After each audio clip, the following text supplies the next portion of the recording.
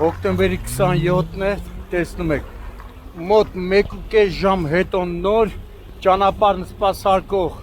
հավանաբար Թալինի ճանշինը նոր բարեհաճեց, սկսեց աղ ու ավազով մշակել ճանապարհը։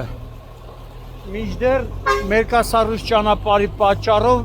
ինչու՞ չէ նաև մառախուղի պատճառով 15-ից ավելի տրանսպորտային միջոցներ են բախվել իրար եւ ըստ դեպքի վայրում հավաքված քաղաքացիների կա 10-ից ավելի վիրավորներ։ Վիրավորներին առաջին օգնության են հասել քաղաքացիները, բավականին օպերատիվ են գործել Թալինի հիվանդանոցի շտաբ օգնության բժիշկների երթապահ խմբերը,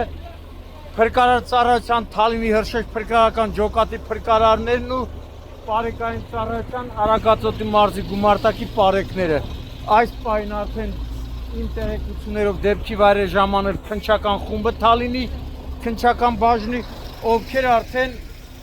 ձևակերպում են, տեսնում եք,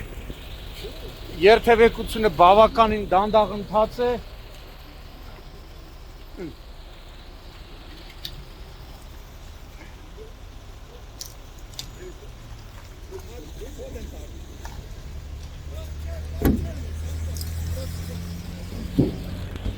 Տեսար վթարից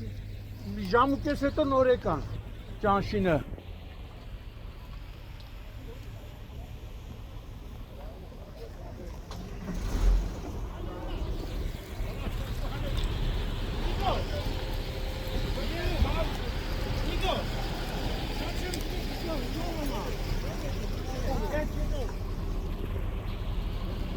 Եվ բեռնատարներ կան վթարված, և մարդատար,